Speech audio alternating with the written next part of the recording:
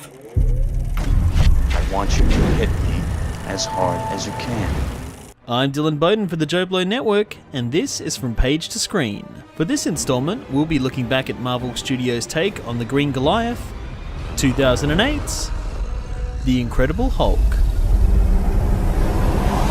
Co-created in 1962 by writer Stan Lee and artist Jack Kirby, Hulk first appeared in The Incredible Hulk Issue 1.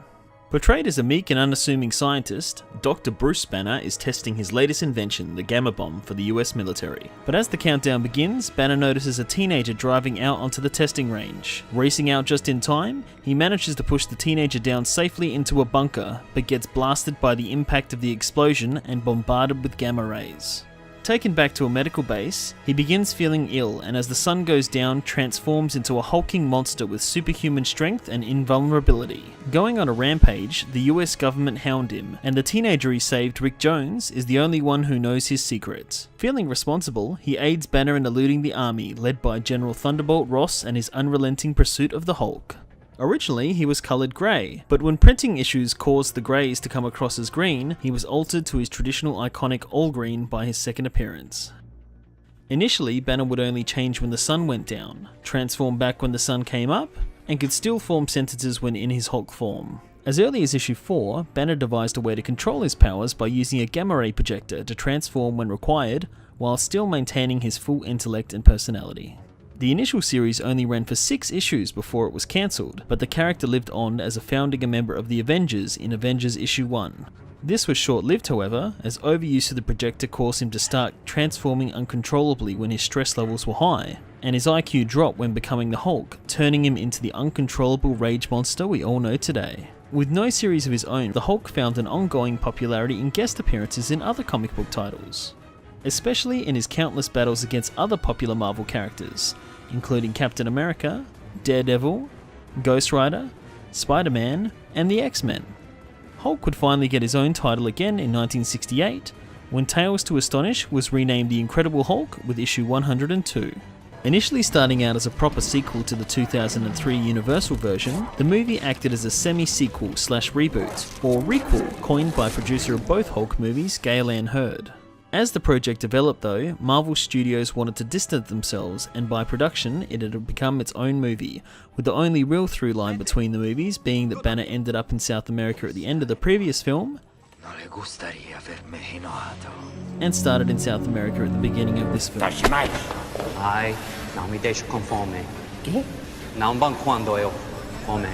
With Eric Banner not returning,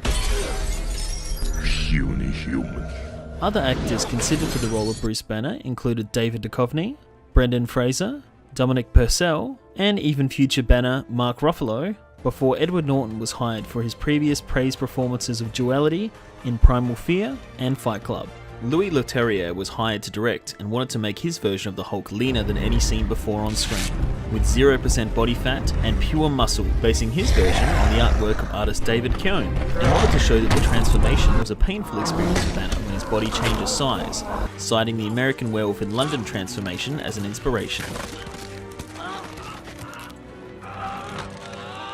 Leterrier's primary inspiration were Jeff Loeb's Hulk Grey,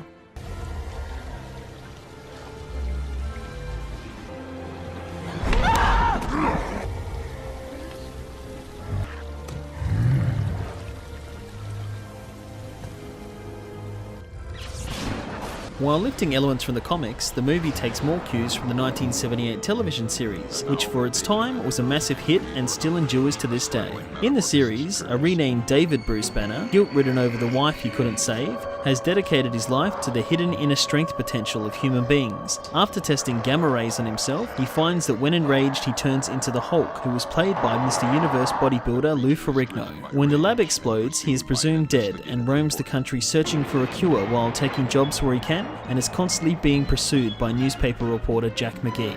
Mr. McGee, don't make me angry. You wouldn't like me when I'm angry. Several nods to the TV series, the comics, and the future of the Marvel Cinematic Universe are scattered throughout, as well as setups for potential Hulk sequels that have still never eventuated. What if I told you we were putting a team together? Who's we? The opening credits are almost a shot-for-shot recreation of the TV show's intro. Though he passed away in 1992, original Banner actor Bill Bixby appears on a TV screen. Lou Ferrigno makes a cameo as a security guard. You are the man. God bless you, brother. And also voices the Hulk, as he has done in the animated series and both Avengers movies. Puny God. Stan Lee makes a cameo, accidentally drinking from a bottle of contaminated soda containing the Hulk's blood. And that same brand of soda can be also seen advertised in Ant-Man. The iconic Lonely Man theme, used at the end of every episode of the TV series, when Banner slowly walks from town to town, is used in the movie and has been parodied multiple times in pop culture. Oh, play that sad walking away song from The Incredible Hulk. Hey, everyone, look at me. Look at me. Two bystanders interviewed about the university attack are Jeff McGee and Jim Wilson. McGee was the name of the reporter in the television series, and Wilson was an orphan the Hulk befriended in the comics. The news report itself also appears in Iron Man 2 as part of Tony Stark's Avengers debriefing. The SHIELD logo also appears in a database tracking Mr. Blue's interactions with Banner. During the opening credits, classified files listing Nick Fury and Rick Jones can be seen, as well as blueprints for Stark technology that would later be used against the Hulk.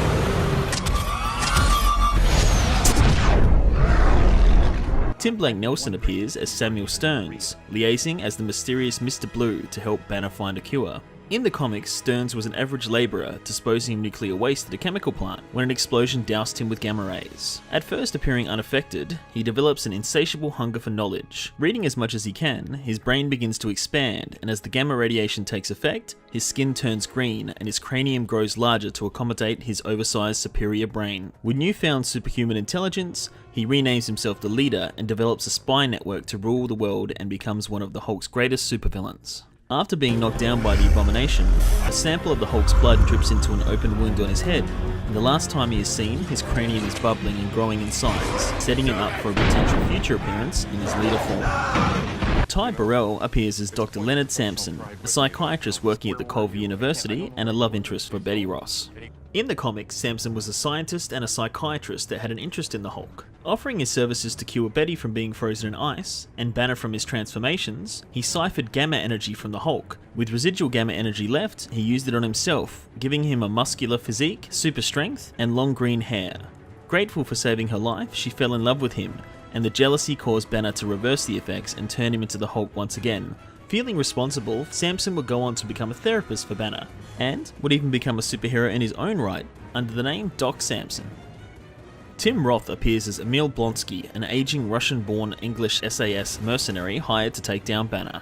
In the comics, Emil Blonsky was a Russian spy sent to take photographs of gamma technology. When sneaking through the lab, he uses the machine on himself and changes into an amphibian-like monster stronger than the Hulk and able to maintain his personality and intellect. However, he is unable to ever change back to his human form. His movie counterpart is past his due date and looking for an edge to stay relevant. When given the chance to increase his skills through the same super soldier serum that created Captain America, he overdoses and exposure to gamma rays transforms him into an abomination. Leterrier reasoned that with no amphibian or reptile DNA, it made little sense to closely follow the look from the comics. Instead, due to the serum being injected directly into his bone marrow, his look was changed to show more bony protrusions which he could use as stabbing weapons. But the movie is more famous for what didn't make it in.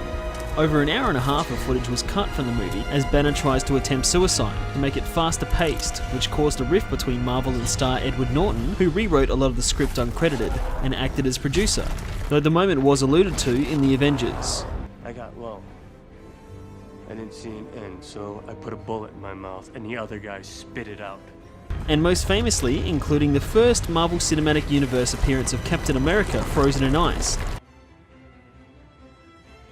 The Incredible Hulk didn't quite smash box office records, making a respectable $263 million from a modest budget of $150 million, and currently holds a rating of 67% on Rotten Tomatoes, ranking it the lowest of the Marvel movies, yet still certifiably fresh. Like his comic book counterpart, the character seems to work best in small appearances and ensembles, rather than having his own full stories. Though his movies may not endure, the character does, and currently with no solo movie in sight, he is set to return in Avengers Infinity War to no doubt smash once again. Was there anything we missed, or any characters you'd like to learn more about? Leave your comments below. This has been Dylan Bowden for JoBlo.com, and we'll see you next time.